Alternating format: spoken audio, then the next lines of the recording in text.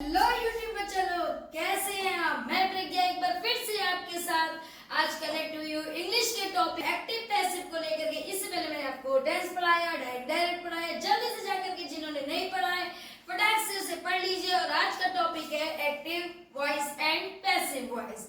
Okay, तो बिना time waste करते हुए हम लोग चलते हैं एक्टिव वॉइस और पैसिव वॉइस के रूल्स को जानते हैं, किस तरीके से एक्टिव वॉइस और पैसिव वॉइस हमारे बनते हैं। ओके, चलिए एक्टिव वॉइस और पैसिव वॉइस।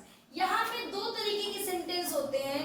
एक होता है जो एक्टिव वॉइस में बोला जाता है, फिर पैसिव वॉइस में हम उसका आंसर देते हैं।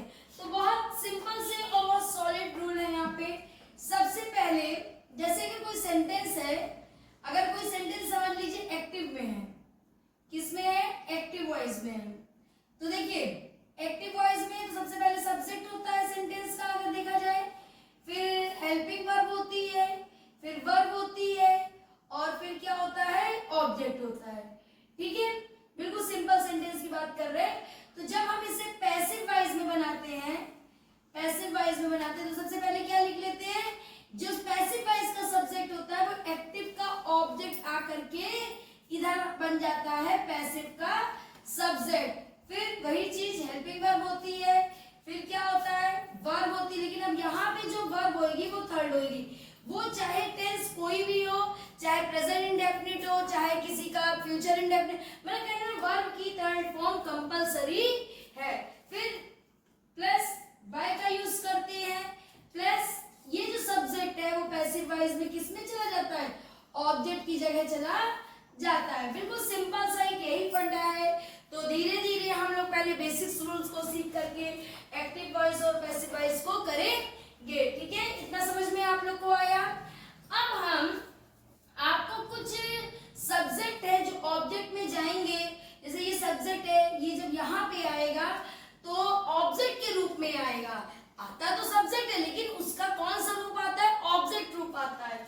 तो और जैसे यहाँ पे ऑब्जेक्ट है तो आएगा तो यहाँ ऑब्जेक्ट, लेकिन उसका जो फॉर्म होगी वो सब्जेक्ट की फॉर्म होगी।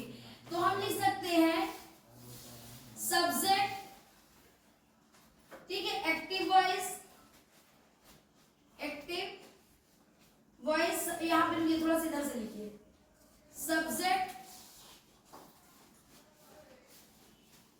सब्जेक्ट इन एक्टिव वॉइस, और दूसरी तरफ लिखिए ऑब्जेक्ट इन एक्टिव वॉइस। ठीक है, जैसे कि अगर सब्जेक्ट आई है तो ऑब्जेक्ट में किस में जाएगा, मी में जाएगा। किस में जाएगा, मी में जाएगा। अगर सब्जेक्ट आपका बी है तो ऑब्जेक्ट किस में जाएगा, अस में जाएगा। अगर ऑब्जेक्ट आपका यू है, सब्जेक्ट आपका यू है, तो ऑब्जेक्ट किस में जाएगा, इस तरीके से लाइन ड्रॉ कर लीजिए तो आपको क्लियर हो जाएगा, यू में जाएगा। अगर आपका सब्जेक्ट ही है तो ऑब्जेक्ट किस में जाएगा, आपका हिम में जाएगा। अगर आपका सब्जेक्ट शी है, ऑब्जेक्ट किस में जाएगा, हर में जाएगा। अगर आपका सब्जेक्ट दे है तो ऑब्जेक्ट किस में जाएगा, देम में जाएगा, है ना। अगर आपका subject I we they you हो गया, इट है, तो ऑब्जेक्ट आपका इट ही रहेगा। अगर आपका सब्जेक्ट हु है तो वो किस में चला जाएगा, हुम में चला जाएगा। किस में चला जाएगा, हुम में चला जाएगा। समझ में आया, जल्दी से इसे नोट कर लीजिए, फिर आगे आपको टेंस चेंजिंग बताएं। ठीक, अब देखिए ये तो मैंने, और सुनिए बहुत ज्यादा इसमें आपको रूल्स का बर्डन लेके नहीं चलना। देखिए हमारा क्या है कि अगर स्टेप बाय स्टेप आप रूल्स को और थोड़ा थोड़ा साथ में हल्का हल्का मटेरियल लेकर पढ़ते रहेंगे तो इजीली आपको समझ में आएगा। बहुत ज्यादा अगर एक साथ आपको इसके रूल्स या बहुत ज्यादा आप इसको टारगेट से पढ़ेंगे तो नहीं आने वाला है। अब देखिए हम एक बार यहाँ पे क्या सीख ले, टेंस चेंजिंग, जो कि मेन इंपॉर्टेंट है। तो टेंस चेंजिंग में क्या होता है, देखिए टेंस चेंजिंग में वैसे तो कहते हैं जैसे कि प्रेजेंट इंडेफिनिट प्रेजेंट कॉन्टिन्यूअस में गया है, प्रेजेंट कॉन्टिन्यूअस में बीइंग लग रहा है, तो इतना ज्यादा इतना बड़ा वर्ड बोलो, तो एक शॉर्टकट यहाँ पे सीखते हैं। अगर वर्ब की फर्स्ट फॉर्म हो, वर्ब में एस लगाओ, वर्ब में एस लगाओ, ये तो आपको पता ही है प्रेजेंट का है, इसको लिखने की क्या जरूरत है भाई। तो ये किसमें चेंज हो जाएगा, एस एम आर में। ठीक है, क्योंकि डायरेक्ट इनडायरेक्ट का क्या था, इंडेफिनिट प्रेजेंट का पास्ट के इंडेफिनिट में चेंज होता था, लेकिन यहाँ ऐसा नहीं है, प्रेजेंट का इंडेफिनिट प्रेजेंट कॉन्टिन्यूअस में। फिर अगर कहीं पे आपको एक्टिव में, अगर कहीं पे आपको एक्टिव में इज एम आर दिखे तो पैसिव बनाते समय आप लिखेंगे is am are plus being, लिखेंगे कि नहीं लिखेंगे? आप कुछ पास से हैं भाई, कहेंगे ma'am is am are being आएगा तो क्या होगा? अरे भाई नो चेंज होगा, नो चेंज, इसको भी साथ में डालते रहिए, ठीक है। अब हैज और हैव, ये भी तो प्रेजेंट की चेंजिंग है, तो ये किस में चेंज होगा? हैज हैव प्लस बीन, ये बीइंग है और ये बीन है, सभी के साथ वर्ब की थर्ड ही फॉर्म लगेगी, चाहे वो इज एम आर हो चाहे वो हैज और हैव हो। अब पास्ट वाले में क्या होता है, पास्ट में जब वर्ब की सेकेंड फॉर्म होती है तो किसमें चेंज होना चाहिए? वॉज और वर्ब में, है ना। अब बेटा मेरे वॉज और वर्ब होगा तो बहुत सिंपल चेंजिंग, बहुत सिंपल रूल है, वॉज ओवर आ जाएगा तो जब आप पैसिव वॉइस बनाइएगा तो वॉज वर्ब प्लस क्या लिख देंगे? बीइंग लिख देंगे, क्या लिख देंगे? बीइंग। फिर वही बात आ गई आपकी आगे की, अगर वॉज वर्ब प्लस बीइंग होगा तो क्या करेंगे? तो नो चेंज, क्या चीज? No change. फिर आगे आते हैं, अगर हैड है तो क्या लिखेंगे आप? हैड बीन, क्या लिखेंगे?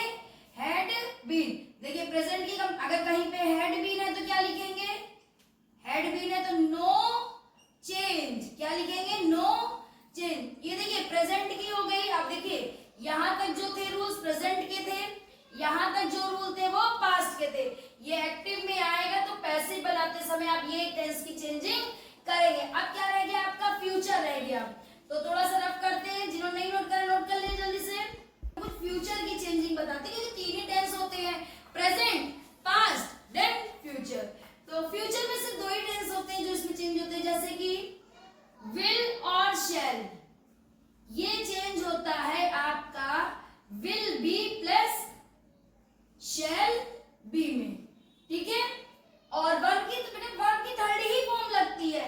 देखिए मैंने फिर से बोला, डायरेक्ट इनडायरेक्ट की बात अलग है। एक्टिव पैसिव में जब भी आप पैसिव बनाएंगे तो नए ऑब्जेक्ट को लगाने के लिए आप वर्ब की थर्ड फॉर्म ही लगाएंगे। विल बी और शैल बी किसमें चेंज होगा? No change. क्या है? No change. आगे क्या है? विल है या फिर शैल है ना, ये आएगा तो क्या लगा देंगे आप? विल है या फिर शैल है, साथ में आपको बीन वर्ड लगाना पड़ेगा। उसके बाद अगर कोई आपसे पूछे कि विल हैव या फिर शैल हैव प्लस बीन किसमें चेंज होगा, तो आप साफ साफ कह दीजिए नो चेंज। इतनी चीज समझ में आई? बेसिक्स डायरेक्ट एक्टिव पैसिव के लिए आपको इतने रूल सफिशिएंट है। अब हम आपको कुछ टेंस बना करके दिखाते हैं कि किस तरीके से इसके टेंस बनेंगे, ठीक है। ठीक है, आगे बढ़ते हैं, जल्दी से नोट कर लीजिए। जैसे मैंने कहा समझिएगा, आई रीड अ बुक। अब ये सेंटेंस किस में था? एक्टिव में था। सपोज दैट ये एक्टिव वॉइस में था, आई रीड अ बुक। हमने आपको क्या बताया था? सब्जेक्ट को ऑब्जेक्ट और ऑब्जेक्ट को क्या करेंगे? सब्जेक्ट। आप खुद देखिए ये क्या है? सब्जेक्ट है कि नहीं है? खुद देखिए, ये क्या है आपके पास? पूरा ऑब्जेक्ट है।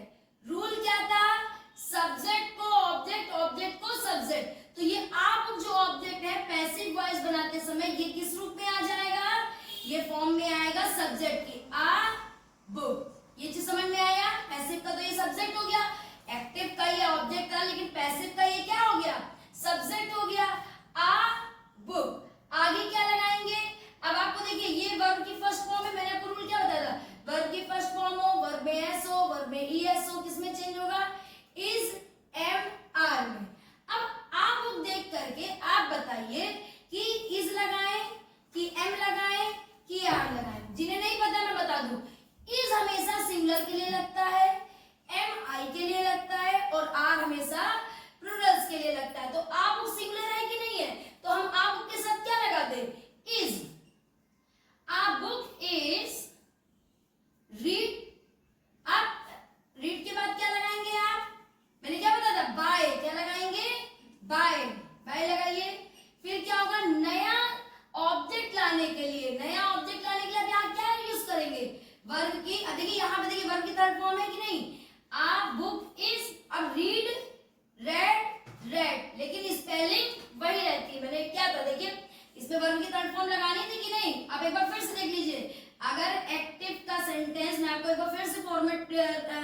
दे रही हूँ, अगर एक्टिव का sentence subject plus helping verb plus verb और प्लस ऑब्जेक्ट है तो ये समझ लीजिए पैसिव वॉइस बनाते समय ऑब्जेक्ट को आगे लेके आएंगे, सब्जेक्ट बना देंगे, helping verb according to tense change हो जाएगा, फिर वर्ब की थर्ड फॉर्म तो ये रीड जो है बोलेंगे रेड लेकिन स्पेलिंग यही होती है रीड रेड रेड, ठीक, और प्लस बाय, फिर नया ऑब्जेक्ट जो कि वहां एक्टिव का क्या था, सब्जेक्ट था, बाय लगा के। अब देखिए आई का, आई सब्जेक्ट है और ऑब्जेक्ट के रूप में अगर आई को देखें तो मैंने आपको क्या बताया था, आई जब एक्टिव में सब्जेक्ट के रूप में होगा तो जब ये पैसिव में जब ऑब्जेक्ट के रूप में कभी ये एक्टिव का ऑब्जेक्ट बनेगा तो आई क्या बनेगा, मी में आ जाएगा, किस में आ जाएगा, मी में। बस क्लियर, बस कुछ ही सेकंड में आपका देखिए एक्टिव पैसिव ज्यादातर आपके मन में बस टेंस चेंजिंग है, रूल्स है, बाकी कुछ भी नहीं है,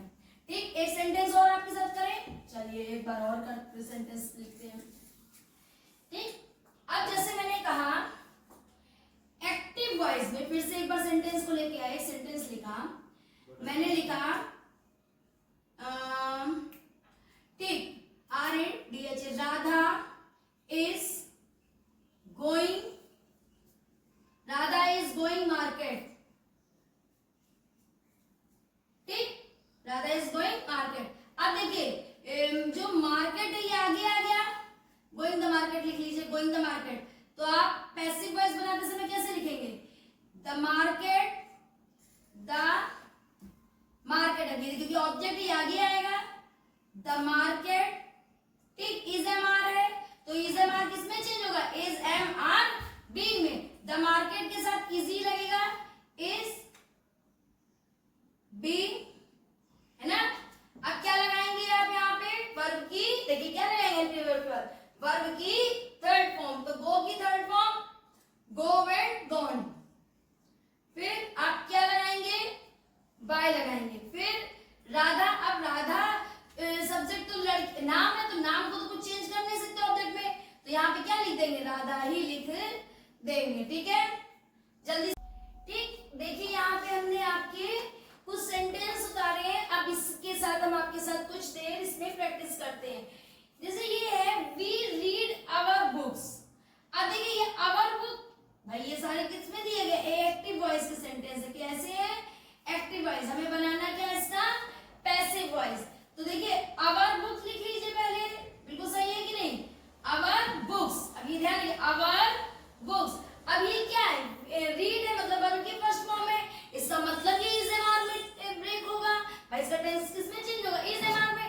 अब ये देखिए प्लूरल्स है कि नहीं, तो आर लगा दीजिए, आर, वैसे इज एम आर लगता है, इज किसके लिए, सिंगुलर के लिए, एम किसके लिए, आई के लिए, आर किसके लिए, प्लूरल्स के लिए, तो यू आवर बुक आर। अब क्या वर्ब की थर्ड फॉर्म, तो रीड की थर्ड फॉर्म भी रीड होती है, रीड बोलते रेड है, ठीक है, बाय, ठीक। अब ये वी जो है ये ऑब्जेक्ट में जाएगा, तो ऑब्जेक्ट मैंने आपको क्या बताया था, वी का क्या बनेगा, अस, ठीक है, मैंने भी बताया था आपको ऑब्जेक्ट क्या बनेगा इसका, अस। अब क्या, you do not learn your lesson, तो अब फिर से ये वाला लेकर के आइए आगे पैसिव वॉइस बनाने के लिए, योर लेसन, योर लेसन लिखा, अब डू नॉट मतलब ये प्रेजेंट इंडेफिनिट में हो, प्रेजेंट इंडेफिनिट किसमें चेंज होगा, प्रेजेंट कॉन्टिन्यूअस में, तो योर लेसन, अब आप योर लेसन के साथ क्या लगाएंगे, इज की एम की आर, इज लगाएंगे, क्या लगाएंगे, is, your lesson is not being, क्योंकि आपका नहीं, योर लेसन इज नॉट लगाए, बीइंग नहीं, क्योंकि इसमें अगर इज एम आर होता तो being, your lesson is not, verb की थर्ड फॉर्म रेड बाय, अब यू का क्या होता है ऑब्जेक्ट, यू ही रहता है, ठीक, समझ में आ रहा है, धीरे धीरे देखिए प्रैक्टिस करते रहेंगे तो आता रहेगा, क्योंकि भाई ये रूल्स है, जैसे जैसे आप प्रैक्टिस करेंगे इसे रिवाइज करते रहेंगे तो ये आप कर ले जाएंगे। I am reading a book, I am reading a book, तो पैसिव वॉइस बनाते समय आप बुक पहले ले आइए, ले आए, अब इज एम आर किसमें चेंज होता है, इज एम आर बीइंग में, तो आप बुक, अब आप बुक के साथ क्या लगेगा, इज बीइंग, है ना, फिर वर्ब की थर्ड फॉर्म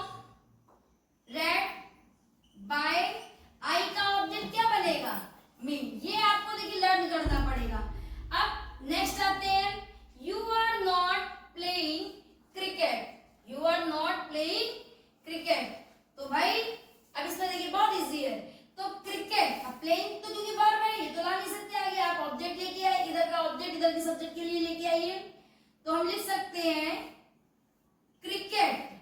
ठीक, अब ये देखिए आर है, इज एम आर किस में चेंज होता है, इज एम आर बीइंग में चेंज होता है, किस में चेंज होता है, इज एम आर बीइंग में चेंज होता है, तो हम लिख सकते हैं क्रिकेट।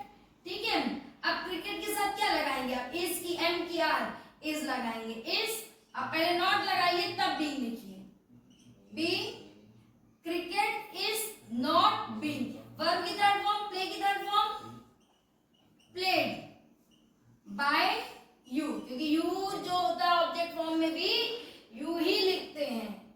ठीक, समझ में आ रहा है। अब देखिए एक इंट्रोगेटिव, कोई फर्क नहीं पड़ेगा, जैसे वहां पे डायरेक्ट में क्या था, इंट्रोगेटिव की सेंटेंस को असर्टिव में लेके आते थे, पर यहाँ पे ऐसा कोई भी रूल नहीं है।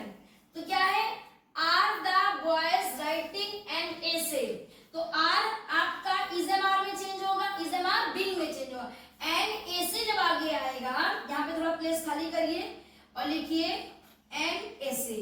अब एन एसे के लिए यहाँ पे क्या लगाएंगे, इज बीइंग की आर, बीइंग की एम बीइंग, भाई एम तो लग नहीं सकता क्योंकि आई नहीं है, आर इसलिए नहीं लगेगा क्योंकि प्लूरल नहीं है, एन ऐसे तो मतलब एक ऐसे की बात हो रही है, तो आप क्या लगा दीजिए, यहाँ पे इज लगा दीजिए, क्या लगा दीजिए, इज लगा दीजिए, इज एंड ऐसे। अब क्या लिखेंगे आप, क्या लिखना, वर्ब की थर्ड फॉर्म, तो राइट की थर्ड फॉर्म क्या होगी, write, wrote, written, written by अब द बॉयज, द बॉयज, और क्वेश्चन मार्क में था तो क्वेश्चन मार्क पे रहेगा, भाई इसमें तो चेंजिंग नहीं होगी, जल्दी से नोट कर लीजिए, फटाक से प्रैक्टिस करते रहिए बेटा। स्टार्ट।